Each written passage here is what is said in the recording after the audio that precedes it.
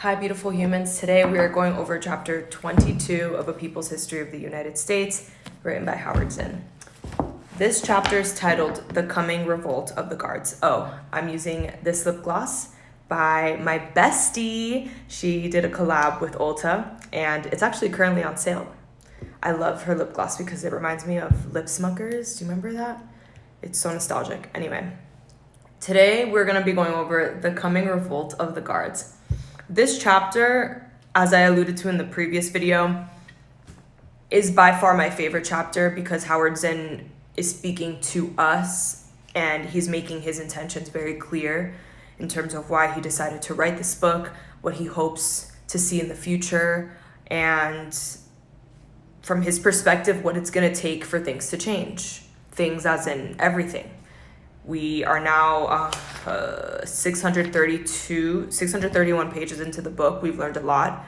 We've learned now that people have been trying to change the system. People have been trying to create some kind of movement toward change in different ways.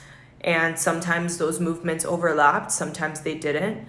But what he's saying is that what we need now is completely different than anything we've seen before. And so we're going to get into it. This chapter is full of hope and clarity, and I really enjoyed reading it. So let's dive into it. The title of this chapter is not a prediction, but a hope, which I will soon explain. As for the subtitle of this book, it is not quite accurate. A people's history promises more than any one person can fulfill, and it is the most difficult kind of history to recapture. I call it that anyway because, with all its limitations, it is a history disrespectful of government and respectful of people's movements of resistance. That makes it a biased account, one that leans in a certain direction. I am not troubled by that because the mountain of history books under which we all stand leans so heavily in the other direction, so tremblingly respectful of states and statesmen, and so disrespectful by intention to people's movements that we need some counterforce to avoid being crushed into submission. All those histories of this country centered on the founding fathers and the presidents weigh oppressively on the capacity of the ordinary citizen to act. They suggest that in times of crisis we must look to someone to save us. In the Revolutionary Crisis, the Founding Fathers. In the Slavery Crisis, Lincoln. In the Depression, Roosevelt. In the Vietnam Watergate Crisis, Carter. And that between occasional crisis, everything is all right, and it is sufficient for us to be restored to that normal state. They teach us that the supreme act of citizenship is to choose among saviors. By going into a voting booth every 4 years to choose between two white and well-off Anglo-Saxon males, inoffensive personality, and orthodox opinions. The idea of saviors has been built into the entire culture, beyond politics. We have learned to look to stars, leaders, experts in every field, thus surrendering our own strength, demeaning our own ability, obliterating our own selves. But from time to time, Americans reject that idea and rebel. Good morning, Josie. These rebellions so far have been contained. The American system is the most ingenious system of control in a world history. With a country so rich in natural resources, good morning. With a country so rich in natural resources, talent, and labor power, the system can afford to distribute just enough wealth to just enough people to limit discontent to a troublesome minority.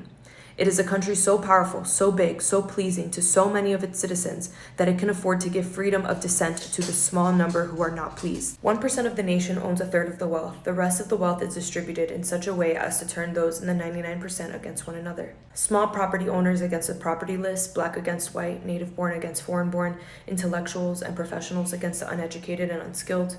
These groups have resented one another and warred against one another with such vehemence and violence as to obscure their common position as sharers of leftovers in a very wealthy country.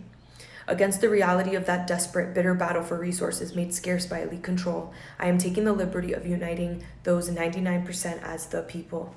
I have been writing a history that attempts to represent their submerged, deflected, common interest, to emphasize the commonality of the 99%, to declare enmity of interest with the 1%. is to do exactly what the governments of the United States and the wealthy elite allied to them, from the founding fathers to now, have tried their best to prevent. Madison feared a majority faction and hoped the new Constitution would control it.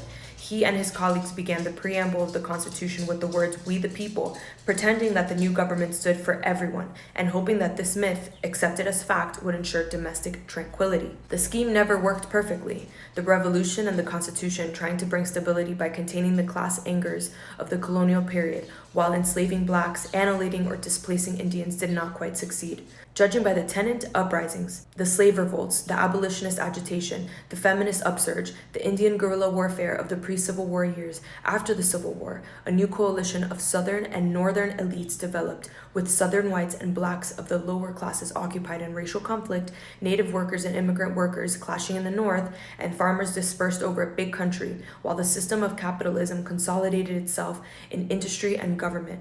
But there came rebellion among industrial workers and a great opposition movement among farmers.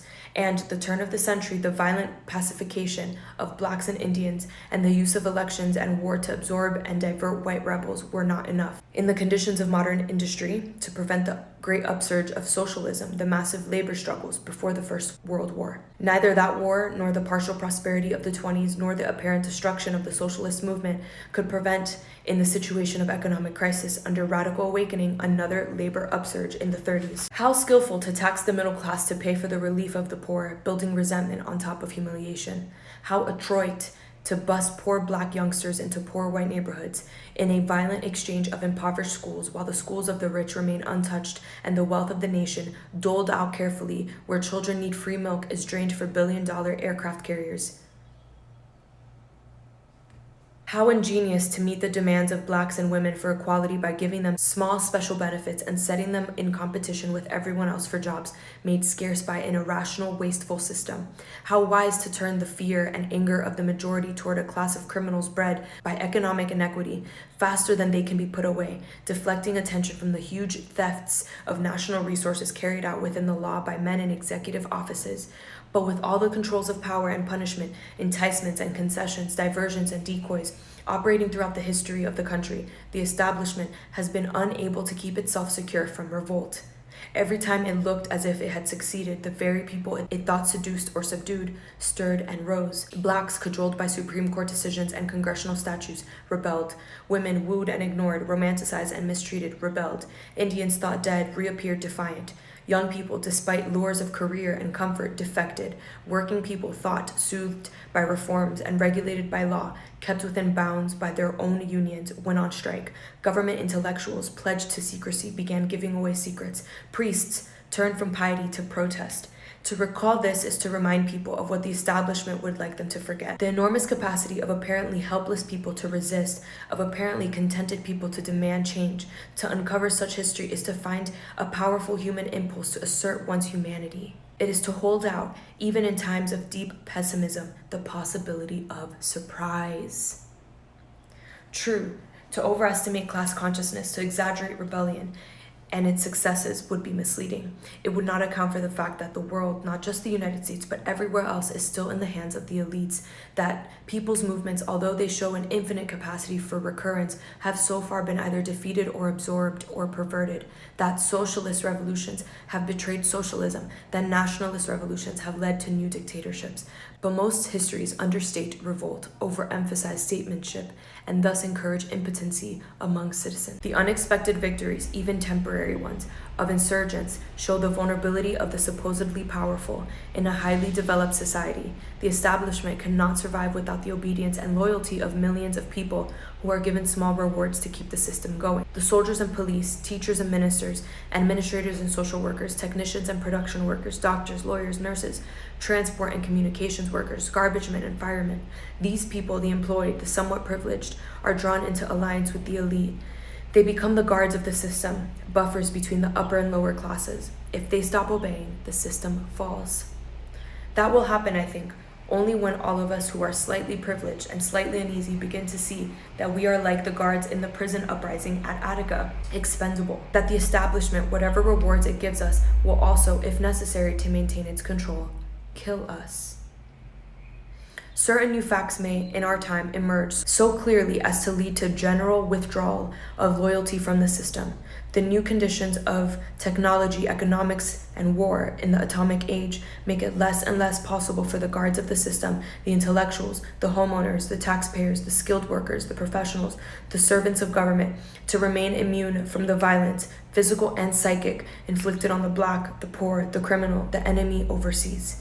The internationalization of the economy, the movement of refugees and illegal immigrants across borders make it more difficult for the people of the industrial countries to be oblivious to hunger and disease in the poor countries of the world. There is evidence of growing dissatisfaction among the guards.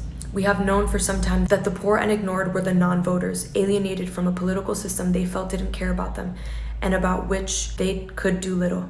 Now alienation has spread upward into families above the poverty line. These are white workers, neither rich nor poor, but angry over economic insecurity, unhappy with their work, worried about their neighborhoods, hostile to government, combining elements of racism with elements of class consciousness, contempt for the lower classes, along with distrust for the elite, and thus open to solutions from any direction, right or left. We may in the coming years be in a race for mobilization of middle-class discontent. There are other signs: the high rate of alcoholism, the high rate of divorce, of drug use and abuse, of nervous breakdowns and mental illness. Millions of people have been looking desperately for solutions to their sense of impotency, their loneliness, their frustration, their estrangement from other people, from the world, from their work, from themselves. They have been adopting new religions, joining self-help groups of all kinds. It is as if the whole nation were going through a critical point in its middle age of life crisis, of self-doubt, self-examination.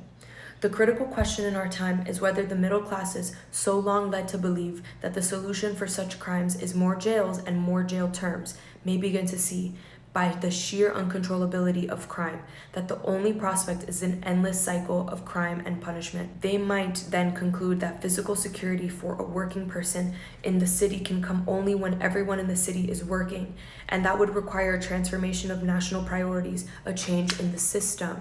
Let us imagine the prospect for the first time in the nation's history of a population united for fundamental change. Would the elite turn, as so often before, to its ultimate weapon, foreign intervention, to unite the people with establishment in war? It tried to do that in 1991 with the war against Iraq, but as June Jordan said, it was a hit the same way that crack is, and it does not last long. With the establishment's inability either to solve severe economic problems at home or to manufacture abroad a safety valve for domestic discontent, Americans might be ready to demand not just more tinkering, more reform laws, another reshuffling of the same deck, another New Deal, but radical change. Let us be utopian for a moment, so that when we get realistic again, it is not that realism so useful to the establishment in its discouragement of action, that realism anchored to a certain kind of history, empty of surprise. Let us imagine what radical change would require of us all. The society's levers of powers would have to be taken away from those whose drives have led to the present state, the giant corporations, the military, and their politician collaborators. We would need, by a coordinated effort of local groups all over the country, to reconstruct the economy for both efficiency and justice, producing in a cooperative way what people need most. We would start on our neighborhoods, our cities, our workplaces. Work of some kind would be needed by everyone, including people now kept out of the workforce, children, old people, handicapped people. Society could use the enormous energy now idle, the skills and talents now unused.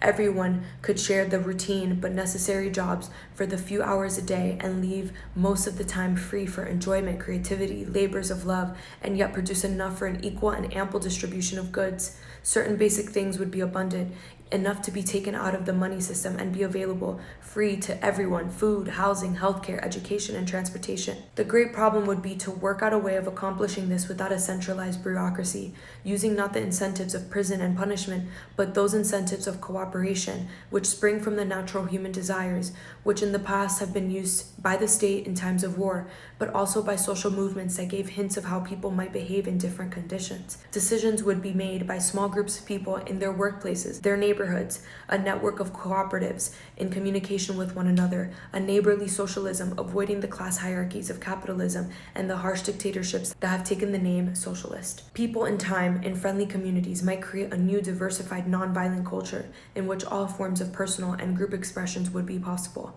Men and women, black and white, old and young, could then cherish cherish their differences as positive attributes, not as reasons for domination. New values of cooperation and freedom might then show up in the relations of people, the upbringing of children. To do all of that in the complex conditions of control in the United States would require combining the energy of all previous movements in American history, of labor insurgents, Black rebels, Native Americans, women, young people, along with the new energy of an angry middle class. People would need to begin to transform their immediate environments, the workplace, the family, the school, the community, by a series of struggles against absentee authority to give control to these places, to the people who live and work there. These struggles would involve all the tactics used at various times in the past by people's movements, demonstrations, marches, civil disobedience, strikes and boycotts and general strikes, direct action to redistribute wealth, to reconstruct institutions, to revamp relationships, creating in music, literature, drama, all the arts and all the areas of work and play and everyday life, a new culture of sharing, of respect, a new joy of the collaboration of people to help themselves and one another. Okay, this is the final video for chapter 23. There would be many defeats, but when such a movement took hold in hundreds of thousands of places all over the country, it would be impossible to suppress, because the very guards the system depends on to crush such a movement would be among the rebels. It would be a new kind of revolution, the only kind that could happen, I believe, in a country like the United States. It would take enormous energy, sacrifice, commitment, patience, but because it would be a process over time, starting without delay, there would be the immediate satisfactions that people have always found in the affectionate ties of groups striving together for a common goal. All this takes us far from American history into the realm of imagination, but not totally removed from history. There are at least glimpses in the past of such possibility. In every period of history, people have found ways to help one another, even in the midst of a culture of competition and violence, if only for brief periods, to find joy in work, struggle, companionship, nature. The prospect is for times of turmoil, struggle, but also inspiration. There is a chance that such a movement could succeed in doing what the system itself has never done: bring about great change with little violence. This is possible because the more of the 99% that begin to see themselves as sharing needs, the more the guards and the prisoners see their common interests, the more the establishment becomes isolated, ineffectual. The elite's weapons, money, control of information would be useless in the face of a determined population. The servants of the system would refuse to work to continue the old, deadly order and would begin using their time, their space, the very things given to them by the system to keep quiet, to dismantle the system while creating a new one. The prisoners of the system will continue to rebel as before in ways that cannot be foreseen, at times that cannot be predicted. The new fact of our era is the chance that they may be joined by the guards. We readers and writers of books have been, for the most part, among the guards. If we understand that and act on it, not only will life be more satisfying right off, but our grandchildren and our great-grandchildren might possibly see a different and more marvelous world. That is the end of chapter 23. Right before I started reading, I was drinking my matcha and I saw this video of this guy talking about a recent comment made by the president of the Heritage Foundation, and the Heritage Foundation is leading Project 2025. He was alluding to the fact that he thinks that we're all gonna start killing each other. And the more I think about this, the more I'm like, that is precisely what they want.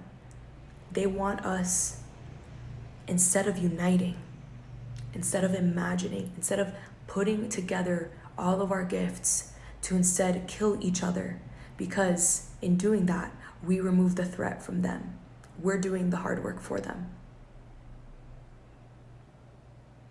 Instead of us fighting, instead of us being at odds, instead of us hating each other, as is seemingly apparent more and more each day, but is also being instigated by media, by narratives that are controlled by people who would prefer for us to hate each other because it's just way more convenient. I just lean into imagining what would happen if all of us came together. We are all so gifted. And for those of us who are not tapped into our gifts yet, it's just because we haven't had the opportunity to tap in. But upon tapping in, we are light beings. We are literally particles of source. Why would we hate each other? Why would we fight each other? Why would we kill each other? That doesn't make any sense. That's not in alignment with us. That is by design. That is a construction of division that does not suit us. It suits the people who would prefer for us to be gone. You know what I mean? We're finding ourselves at a critical moment in reality and in history. And I'm choosing to lean into love. I'm choosing to lean into people. I'm choosing to lean into humanity. I believe in the power of surprises. I believe in surprises. I believe that things can take a turn that we are not expecting for the better. But it starts with me. It starts with me believing that that is possible. Quite frankly, that's why I wrote the book that I wrote. As you'll see once we get into it, this book was literally just me begging humanity to like lean into humanity, because I'm not gonna give my life to the illusion of despair and hatred and division. We see it and we can point to it, but I'm not going to feed into it anymore. I'm going to feed into the opposite. And that is what I hope you do as well. And that is what Howard Zinn hopes you do as well. The fact that the president of the Heritage Foundation is betting on us turning on each other is exactly the proof that everybody needs. That is the leader of a project that wants to strip away everybody from humanity, from its light, from its love. They're betting on us to fall into the trap so that they can do whatever the hell they want. And I refuse to be a part of that. I refuse to be a part of that. Let me know what y'all think about this chapter. Let me know how this resonated with you. The next chapter is titled The Clinton Presidency. We have 24 and 25 and we're done. So yeah, we're gonna get into it. But this was by far my favorite chapter. I feel so connected to Howard Zinn. I have felt connected to Howard Zinn's mind throughout this entire book, but that was the only chapter that really allowed me to have a glimpse into him and what his spirit and his soul wants to offer to the world, or wanted to offer to the world, because what his spirit wanted to offer to the world while he was here. And I think it's relevant to right now. I think it is timeless. And yeah, it's definitely got my wheels turning, for sure. Yeah, thank you for being here. Thank you for leaning in. Let me know what you think about this chapter, and I will talk to you soon.